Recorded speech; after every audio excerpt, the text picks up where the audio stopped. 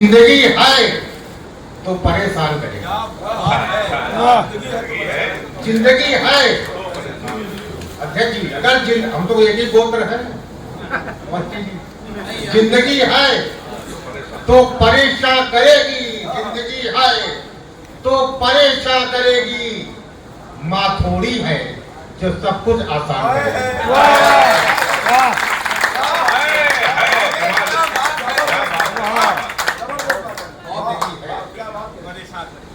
मैं हाथ का कवि हूँ। अखिलेश जी की कविता को सुनकर मन बड़ा व्याकुल।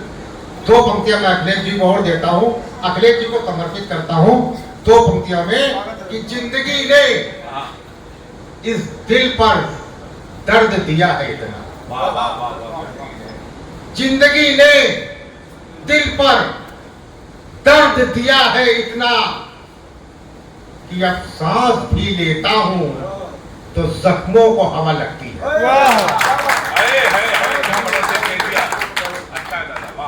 सांस भी लेता हूँ तो जख्मों को हवा लगती है। और चूंकि मैं शेर व शायरी करता रही हूँ, संतरा सिखाई जी थोड़ा लिख लेता हूँ। मनीष भाई, मैं हाथ रंग का कवि हूँ, इस मंच को प्रणाम करता हूँ। भैया फोटो एक मिनट लिए भाई। आदमी झुकना नहीं चाहता, मेन बात ये है। आप लोग अच्छे श्रोता हैं। उन्नाव की धरती है। मैं पिछले 40 सालों से उन्नाव में हमारा आगमन होता रहा है। आदमी झुकना नहीं चाहता। मृग पकड़िएगा तो अच्छा लगेगा आपको। आदमी झुकना नहीं चाहता है। अच्छा, झुके भी क्यों? वो आपके सम्मान में पैर छूने के लिए झुके तो कहो उसका 40,000 का मोबाइल का नरियम गिर जाए। फास्ट फूड के इस युग में प्यास बुझाए थम्सअप बियर, और आप कह रहे हो हैप्पी न्यू ईयर। वो रेडीमेड पैंट पहन रहा है, रेडीमेड खा रहा है। ज्यादा झुक जाए पैर छूने के लिए, कहो पीछे से पैंट की सिलन खुल जाए। हाँ, इसलिए वो सम्मान में कुल मिलाकर झुकना नहीं चाहता। मैं अभी जब यहाँ उन्नाव आ रहा था तो इस चौराहे पर गाड़ी जब हमारी ड्राइव होके मुड़ रही थी तो हमने देखा कि पानी का बतासा का ठेला लगा था। वहां कुछ लोग पानी बतासा खा रहे थे। हमारी ये उम्मीद है कि यहाँ जितने लोग बैठे हैं आगे से पीछे तक ऐसा कोई नहीं होगा जिसने पानी का बतासा न खाया।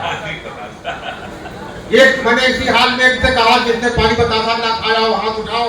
एक सज्जन पीछे से हाथ उठा दिए, बोले हमने कभी पानी बतासा खाया ही नहीं है। हमने कहा तुम्हारा मुंह छोटा होगा। वही लोग पानी बतासा नहीं खाते। ये अपने उत्तर प्रदेश में कानपुर में पानी बतासा बहुत चलन है। लेकिन भाई साहब, पानी का बतासा खाने का एक कायदा है। आप जैसे पति पत्नी दो बच्चे बतासा वाले पास पहुंच गए, उसने दोनों को चारों लोगों को एक दुन्ना दे दिया, आप दोना दे दिया।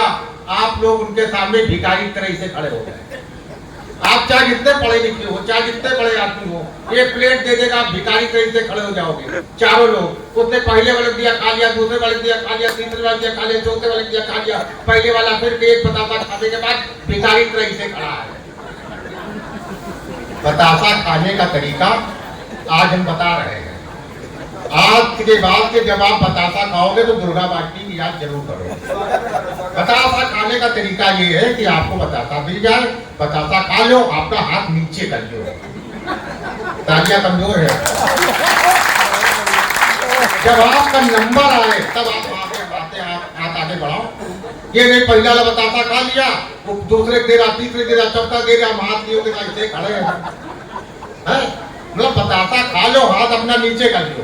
जब आपका नंबर आए तब आप अपना हाथ आगे बढ़ाओ। ये बात हमारे मित्र ने सुना। वो एक गए थे शादी में, उन्होंने बतासा खाया, हाथ नीचे किया। जब लौट गया बोले दुर्गा यार तुम बहुत खराब आदमी हो। हम कहते हो? बोले तुमने कहा था बतासा खा लेना, हाथ नीचे कर लेना। हमने बतासा हाथ नीचे कर लिया, सारा पानी हमने पैंटे गिर गया, पैंटे खराब हो गया हमारा। हमने कहा भाई साहब आपने पूरी बात सुनी नहीं। आप बतासा खा लेना, उसके बाद उस धोने का पानी सुड़क लेना, तब हाथ नीचे करना। ये हमने कहा। चलिए थोड़ा सा मैं सीधे आप अपनी कविता पर आ रहा हूँ। मैं कुछ राजनीतिक और कुछ सामाजिक बिंदुओं के साथ बातें तो मैं भी लाफ्टर की बहुत से कर सकता हूँ स्क्रिप्ट की, लेकिन थोड़ा सा समय का भी अभाव है। देखिएगा कि मैं एक सामाजिक व्यंग्य पढ़ता हूँ, इसके बाद थोड़े से राजनीतिक व्यंग्य दूंगा कि मेरे मित्र ने कहा, माननीय मुफ्ती जी, मेरे मित्र ने कहा यार दुनिया बड़ी खाऊ है। हमने कहा क्या बकते हो?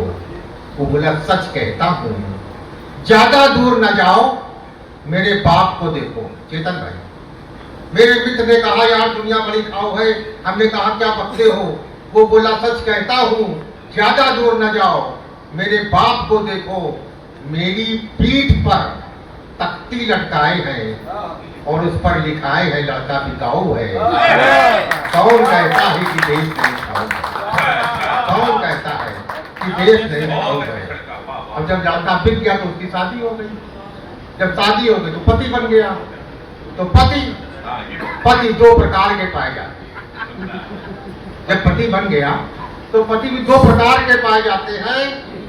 एक सताते हैं, दूसरे सताए जाते हैं। अपने अपने दिल में हाथ रख के सोचिए कि आप किस में आते हैं।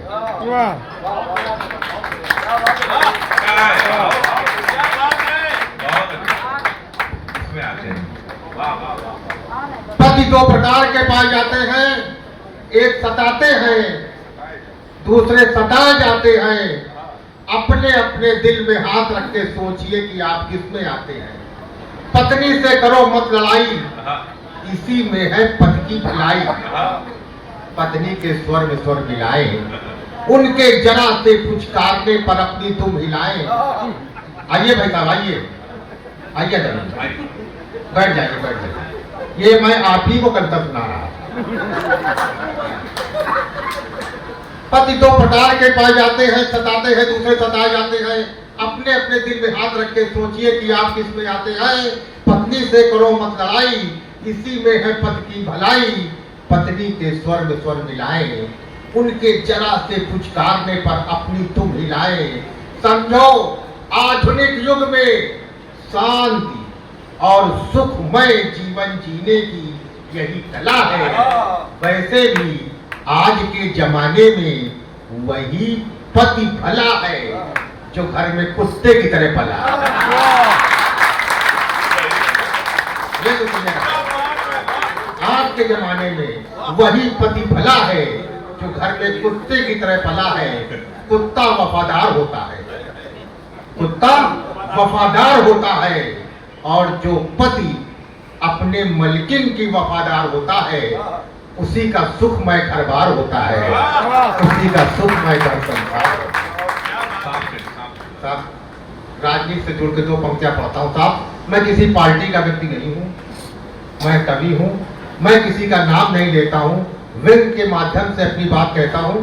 दो पंक्तियां पढ़ रहा हूँ, सुनिएगा साहब। कि जान ना पहचान, जान और न पहचान, कोई करने लगे नमस्ते और प्रणाम तो समझो चुनाव आ गया।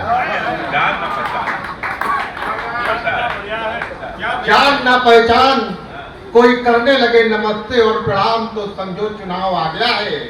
और जानते हुए भी कोई अपना मुंह मोड़ ले तो समझना परिणाम आ गया।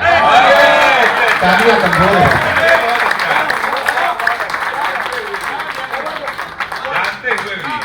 सुनिएगा साहब, जान न पहचान, कोई करने लगे नमस्ते और प्रणाम तो समझो चुनाव आ गया है।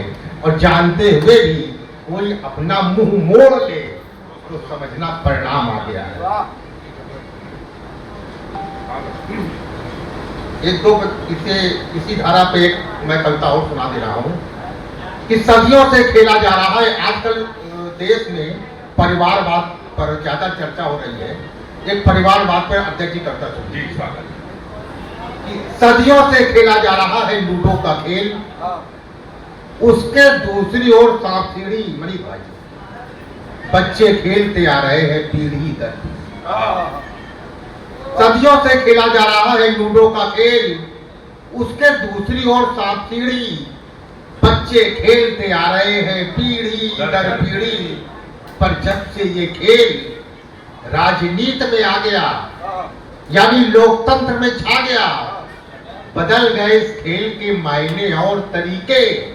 अब ये खेल कोई नेताओं से सीखे। इसे खेल नहीं है, इसे खेल नहीं है, इसे खेल रही है नेताओं की पीढ़ी दर पीढ़ी। जनता के हिस्से में सांप और खुद के हिस्से में चींटी।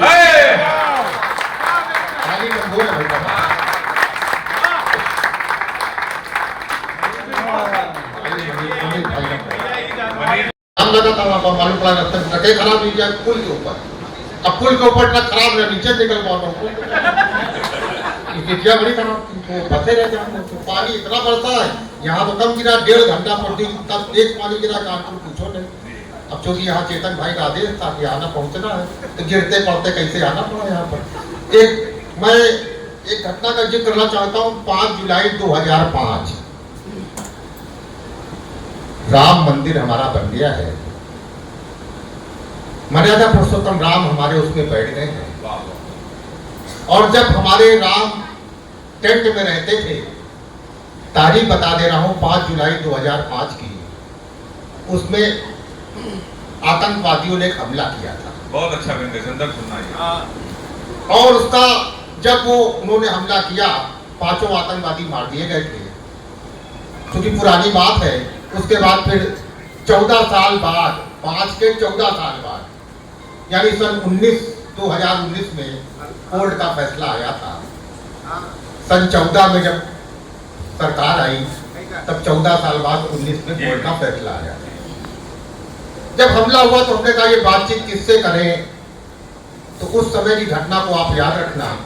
मैंने मर्यादा पुरुषोत्तम राम से ही बात करने का प्रयास किया। पंक्तियां निवेदित के साथ सुनेगा, व्यंग्य की पंक्तियां। हमने कहा राम लला तुम्हारी जन्मभूमि पर बमों से हमला। बहुत बढ़िया। हमने कहा राम लला तुम्हारी जन्मभूमि पर बमों से हमला, बताओ प्रभु क्या है मामला। आतंकवादी घुस आया था या प्रभु आपने उसे बुलाया था। पंक्तियां सुनिएगा साहब। हमने कहा आतंकवाद राम लला तुम्हारी जन्मभूमि पर बमों से हमला, बताओ प्रभु क्या है मामला। आतंकवादी घुस आया था या प्रभु आपने उसे बुलाया था। क्योंकि क्योंकि क्योंकि तुम्हारी मर्जी के biना तो यहाँ एक पत्ता भी नहीं हिलता है। फिर आतंकी मंदिर परिसर पर कैसे हमला कर सकता है। फिर आतंकी मंदिर परिसर पर कैसे हमला कर सकता है। हमने कहा प्रभु क्या ये कलयुग का अभिशाप है। यहाँ जगह जगह मारकाट है, बात बात में जातिपात है, हत्या है, बलात्कार है, चोरी है, लूट है।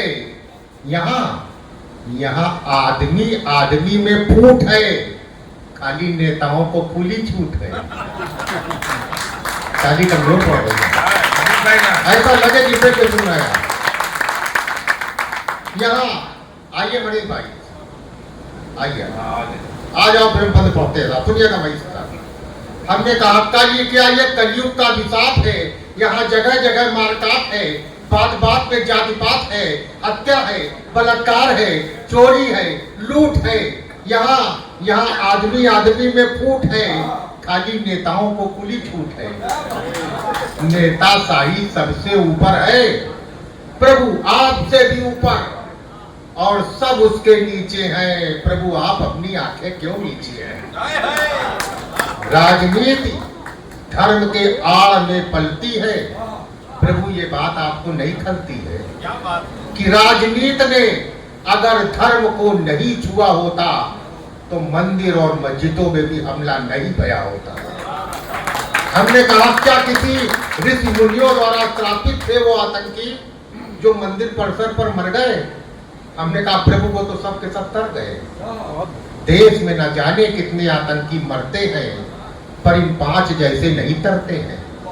ये आतंकी अगले जन्म में कलयुगी संत होंगे, यानी लोकतंत्र के मंत्र होंगे। और ये जो मंत्र है सब सिद्ध है, वास्तव में यही तो गिद्ध है। अब आसमान पर गिद्ध नजर नहीं आए हैं, वे सब के सब धरती में उतर आए और धरती में उतरकर विशिष्ट व्यक्तियों के शरीर में प्रवेश कर गए हैं। और आप कह रहे हो कि गिद्ध मर गए हैं। इन गिद्धों को ताली कमजोर पड़ रही भाई साहब। इन गिद्धों को मरे जानवर के नहीं, जिंदा व्यक्तियों के गोश्त खाते हैं। ये खून पीते हैं और शान से जीते हैं। ये खून पीते हैं और शान से